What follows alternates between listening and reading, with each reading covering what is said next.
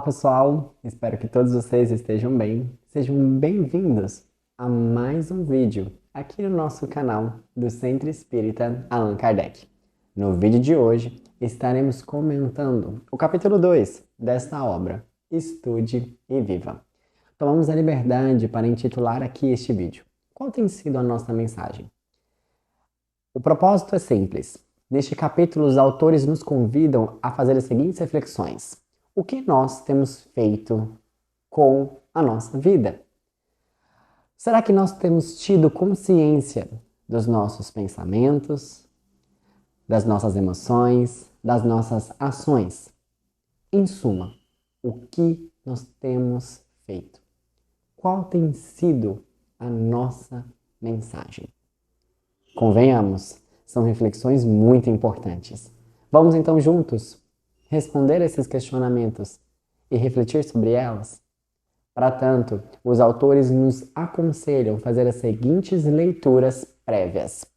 O Evangelho, capítulo 5, o item 24, intitulado Infelicidade Real. A pergunta do Livro dos Espíritos 918 e as mensagens de Emmanuel, chamado Tua Mensagem, e a mensagem de André Luiz, Consciência e Conveniência. Sugerimos então, pessoal, que vocês pausem o vídeo, façam então essas leituras, façam anotações e reflexões para que juntos então aqui possamos finalizá-las e fechar com chave de ouro. Aguardamos vocês após as leituras. Iniciando então com a mensagem do Evangelho, Infelicidade Real, que convenhamos, só essa mensagem daria para fazer um vídeo. O ponto principal dela é: o que realmente é uma infelicidade? E aí eles nos respondem: olha, acontecimentos infelizes são aqueles em que a consequência, ou seja, aquilo que eles geram, gerou algo infeliz. E aí ele fala: olha, muitas das vezes quando a gente fala que, nossa, esse foi um acontecimento tão infeliz, na verdade, ele ocasionou, levou a algo bom.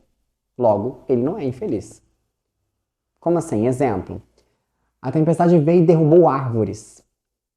Nossa, que coisa triste. Mas purificou o ar que trazia uma doença.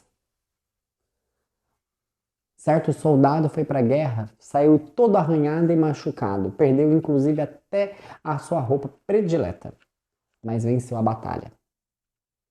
Uma pessoa foi traída. Nossa, que acontecimento ruim. Mas descobriu que ela foi traída por uma pessoa que não a amava verdadeiramente. É nesses momentos que a gente para e pensa: quantas situações no nosso dia a dia a gente fala que é uma situação ruim, que é uma infelicidade, sendo que na verdade estão justamente ali para nos ajudar e a nos levar a caminhar para um lugar melhor, para lugares cada vez melhores, né? E aí eles tiram uma reflexão que é assim: então qual que seria realmente a infelicidade real? O que realmente nos proporciona isso? Aí eles nos falam: olha, toda vez quando nós agimos com egoísmo, ou seja, pensamos somente em nós, e somos indiferentes ao sentimento, à dor do nosso companheiro, do nosso próximo, isso ocasiona uma infelicidade futura. Como assim? Se a gente for observar, quando nós agimos buscando tomar ações somente no hoje e buscar o prazer somente momentâneo do hoje, em satisfazer somente a nossa vaidade, que vai nos trazer ali, convenhamos, um prazer somente naquele dia, logo em seguida vem um vazio existencial. É de pensarmos em todas as ações que não contribuem para a nossa prosperidade. Essas são atitudes que ocasionam a infelicidade real.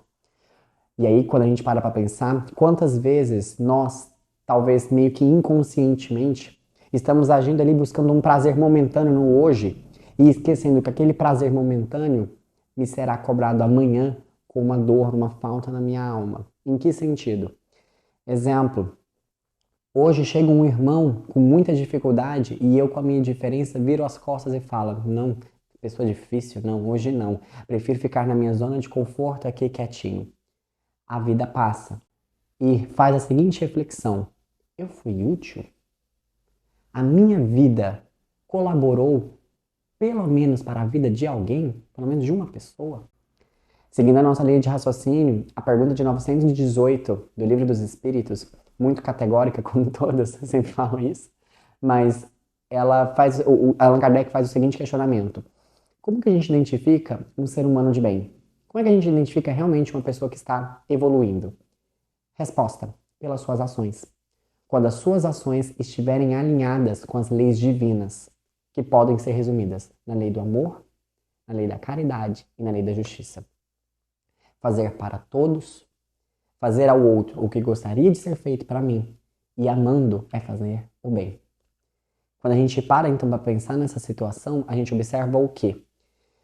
Que um ser humano de bem, uma pessoa que caminha nesse sentido, que está evoluindo, é uma pessoa que tem uma visão de vida espiritual, daquilo que realmente vai ser eterno.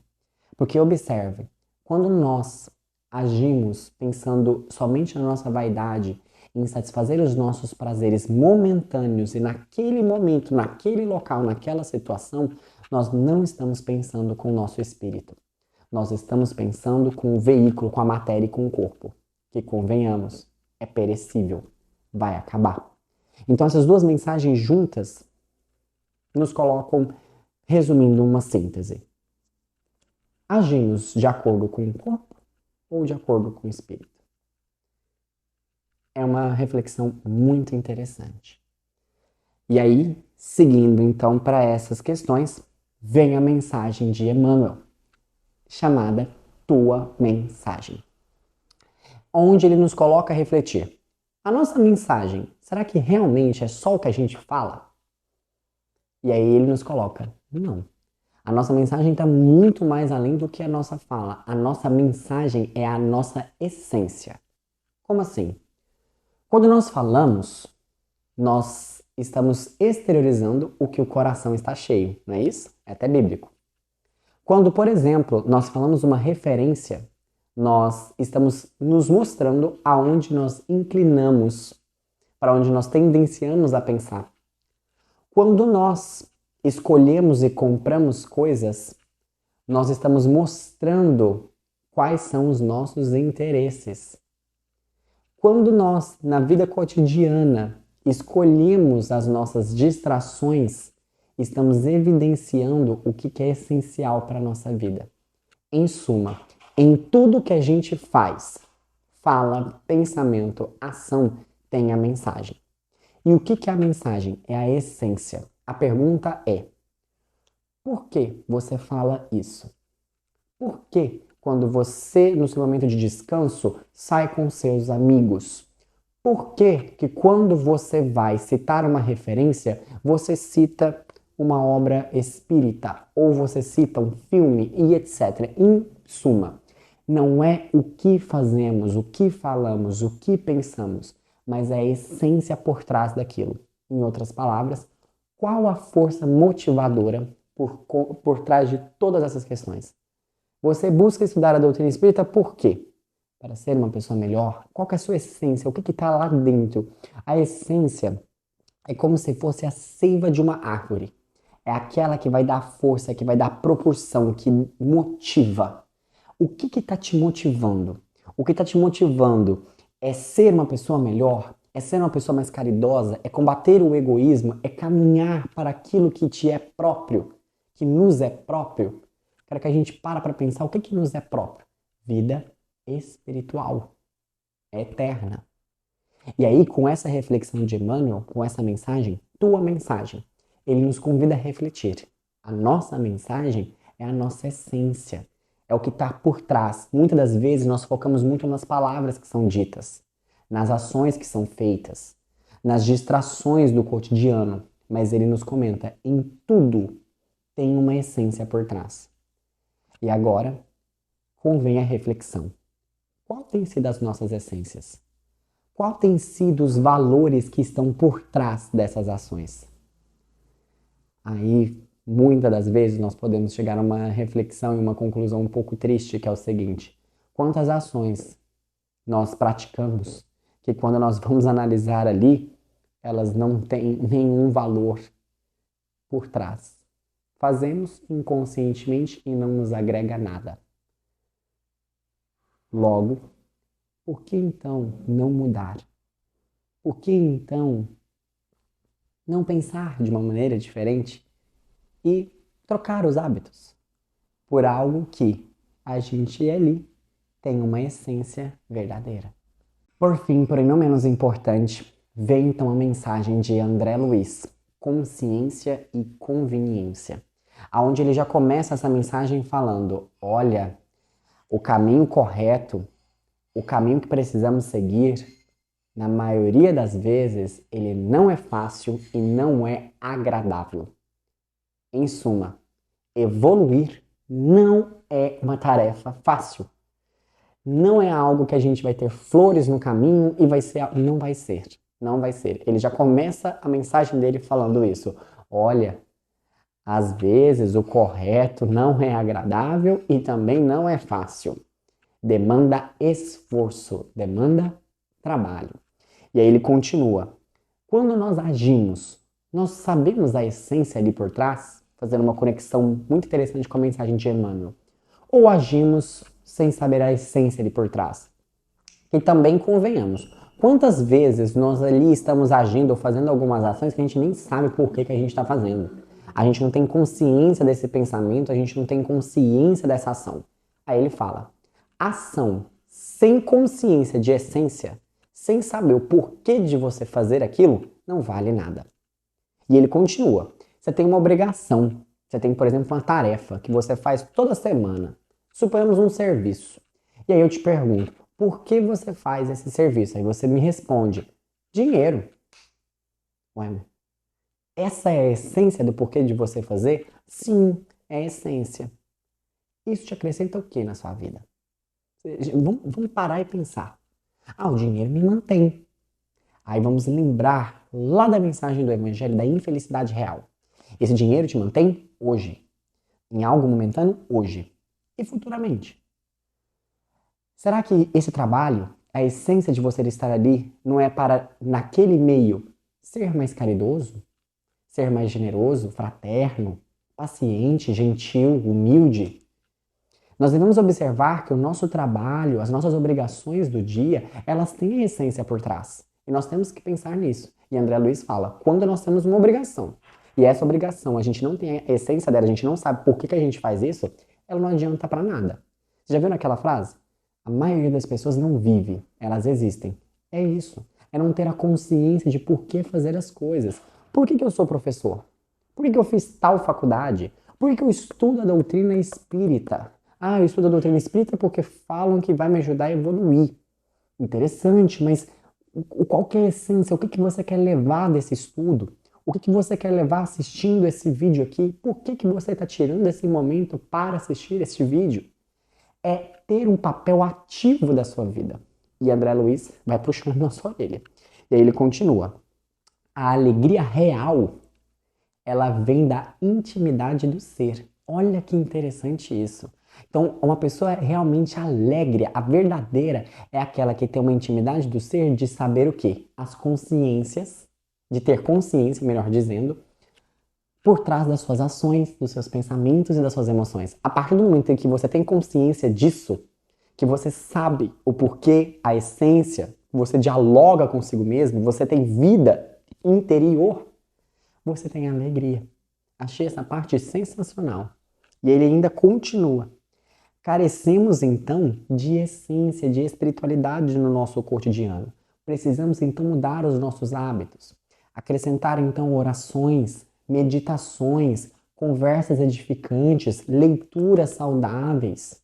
Ah, eu amo redes sociais. Então vamos seguir páginas que acrescentem no nosso dia a dia, que nos inspirem a ser pessoas cada vez melhores. Ah, João, mas é difícil, né? Convenhamos, mas não é uma tarefa difícil. O que ele começou na primeira linha desta mensagem? O correto, às vezes, não é fácil e nem agradável. Refletemos sobre isso. Quantas vezes nós optamos pelo fácil e pelo conveniente e possivelmente, futuramente, nos arrependemos. Por quê? O fácil e o conveniente nos traz esse prazer momentâneo, superficial. E o que a nossa alma busca, cá entre nós, é profundidade, é raízes, são valores. E aí ele fala que nós mesmos estabelecemos os limites do que é conveniente e da nossa consciência. Nós fazemos esses limites. E se a gente for para pensar, realmente, a consciência que eu tenho é até onde eu me limito a ir. Ah, não, eu não quero pensar sobre isso, não. Quantas pessoas estão acomodadas no dia a dia que não querem pensar sobre o trabalho? Por exemplo, essa reflexão que a gente fez. Por que eu trabalho? Não, pensar nisso, não tenho tempo para pensar sobre isso. Refletemos essa frase. Não temos tempo para pensar sobre isso. Tempo você tem. O que você não tem é prioridade. Convenhamos. Então, ele fala que os limites da consciência e da conveniência é a gente que dá. E aí a gente faz uma pergunta para cada um de nós. Qual tem sido os limites da nossa consciência, até onde eu estou indo, e da minha conveniência, aquilo que eu devo ou não fazer? Como é que está essa situação? Aí ele coloca, a obrigação, as nossas tarefas, elas têm que estar junto do propósito, da essência. Por que eu faço isso? E aí ele coloca que a evolução traz saúde, equilíbrio, estabilidade. E aí, também para finalizar, a gente tem que desejar paz, a gente tem que desejar felicidade, a gente tem que desejar vitória. A gente tem que desejar essas coisas. Mas ele fala, não basta só desejar. Cogite essas coisas, sim, tá certo, cogita. Mas trilhe o caminho que vai te levar à felicidade, à vitória, à saúde. Então não adianta ficar querendo essas coisas para a nossa vida se a gente não caminha no caminho que a gente vai chegar até elas. Olha que reflexão sensacional. Quantas vezes a gente fica pensando, nossa, eu queria tanto ter isso, fazer aquilo, ter essa essência, viver melhor e etc. Que legal! Deseje, mas trilhe o caminho que vai levar até elas. Não fique só querendo. Haja, trabalhe, esforça-te. E aí, agir hoje pensando com uma visão de longo prazo. Ou seja, pessoal, quando nós pensamos qual tem sido a nossa mensagem, nós paramos para refletir se o que nós temos construído hoje é algo somente para o hoje ou é algo do hoje para o além, do hoje para a eternidade. Então, que os nossos pensamentos, as nossas ações, os nossos sentimentos, todos eles possam ser construídos pensando a longo prazo, e não somente em nós, mas no todo, sendo fraternos. Então, façamos hoje e pensemos o que nós temos feito, qual tem sido a nossa mensagem. É com essa, então, pergunta que finalizamos esse vídeo e nos encontramos na semana que vem. Um beijo a todos e até o próximo estudo